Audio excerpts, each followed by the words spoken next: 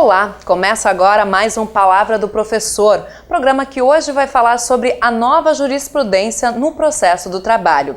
E o nosso convidado de hoje é o ministro do Tribunal Superior do Trabalho, Dr. Hugo Carlos Scheuermann. Seja bem-vindo, obrigada pela presença. A satisfação é minha estar aqui em Porto Alegre, no Verbo Jurídico, para falar sobre esse tema. Doutor, eu gostaria de começar explicando um pouquinho, então, o que mudou na jurisprudência que tem transformado a maneira como se julgam os processos judiciais no país. Na realidade, há uma alteração significativa nessa área da nova jurisprudência através da adoção do sistema de precedentes. Isso veio no processo de trabalho com a Lei 13.015 já em 2014 e também é uma sistemática que foi adotada pelo novo CPC em 2015. E ela altera profundamente a concepção que a gente tinha de jurisprudência. Porque antes nós partíamos de julgamentos reiterados em relação a determinados casos e criávamos uma súmula, por exemplo. E essa súmula servia de orientação jurisprudencial para os demais tribunais e para toda a comunidade jurídica, no caso a trabalhista.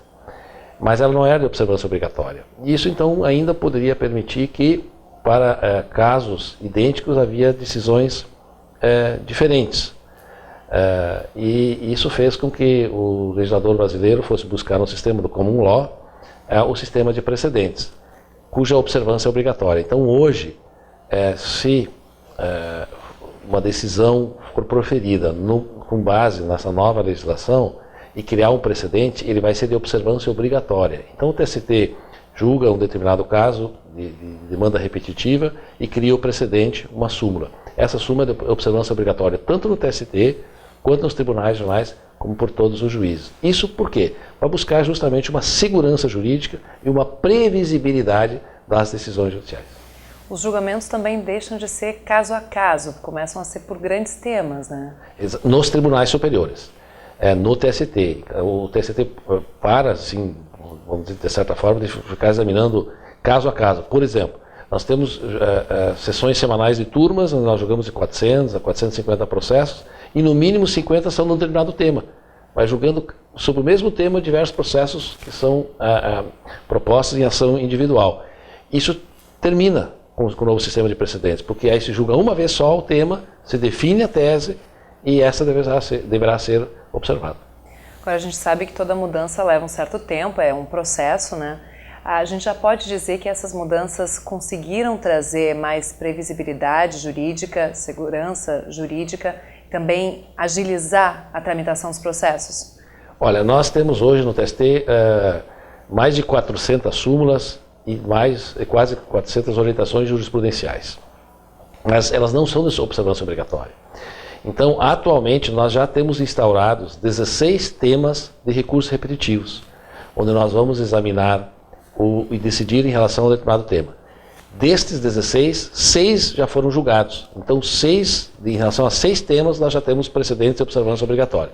Evidentemente que isso não é um processo assim que a gente possa fazer, um processo industrial, né, da noite para o dia. Até porque, para você hoje criar um precedente com observância obrigatória, há que ter uma discussão em relação ao tema ampla e exaustiva. Nos 6 casos que já tem a jurisprudência definida, né, que deve ser obrigatória a partir de agora, se percebeu um impacto nas justiças de instâncias inferiores? Isso já está sendo seguido? Se tem algum retorno das pessoas que trabalham lá sobre a eficácia das mudanças da nova jurisprudência? Na realidade, esse feedback a gente não tem direto ainda para saber quantos processos deixam de ir para Brasília, por exemplo, para o TST, porque isso é um processo já um pouquinho mais demorado, porque nós estamos hoje julgando, no meu gabinete, que eu tenho 9.300 processos, e já tive quase 16 mil pelo volume de trabalho, então são processos que eu estou julgando hoje, processos que estão lá há 2 anos. Então esse feedback, evidentemente, ele é um pouco mais demorado para ser realizado, mas com certeza, em relação àqueles temas em que já houve decisão, nós no Tribunal Regional agilizamos o processo interno lá do julgamento dos recursos de revista.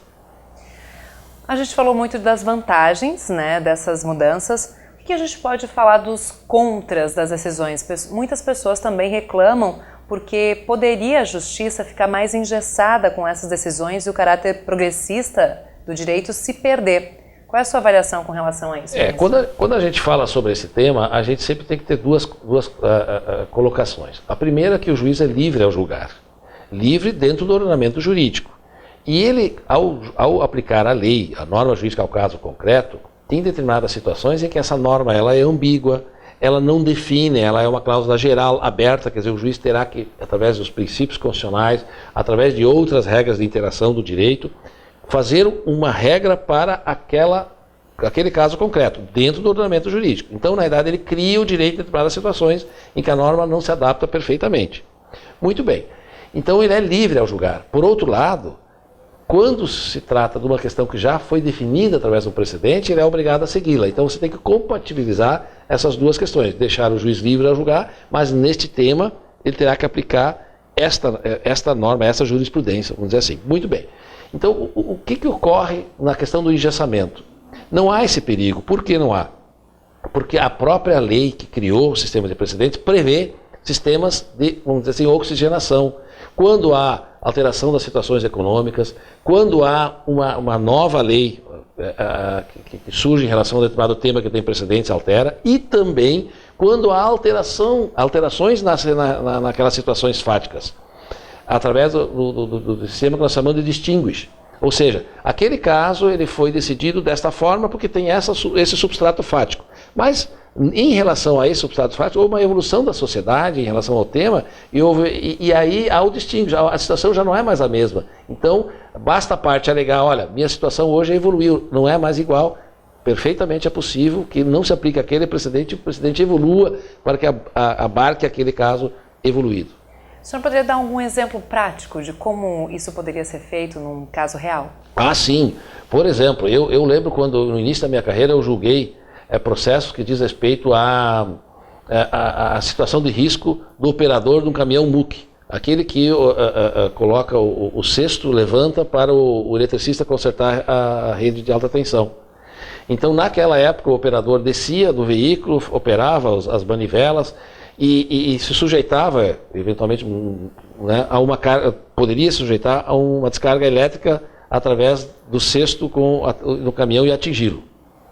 Muito bem, se naquela época tivesse um precedente dizendo que ele teria direito à periculosidade ou talvez não, hoje, atualmente, a situação tecnológica mudou. Esse operador não desce mais do caminhão, ele já opera tudo através da própria sistemática do caminhão, então a forma de trabalho mudou.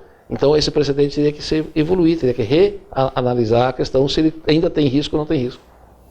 Ainda no que diz respeito à agilidade, que a gente conversava, agilidade dos processos, que é realmente algo que realmente se busca muito em função do número de pedidos judiciais que você tem hoje, o que mais, na sua avaliação, deveria ser feito para que a gente pudesse ter avanços na justiça brasileira? Aquilo que eu fiz referência, nós temos diversos fatores que contribuem para esse avalanche de processo. E agora, restringindo a análise à questão do processo do trabalho, nós temos situações, às vezes, de desemprego, de crise econômica. Nós temos um baixo índice de cumprimento espontâneo da norma.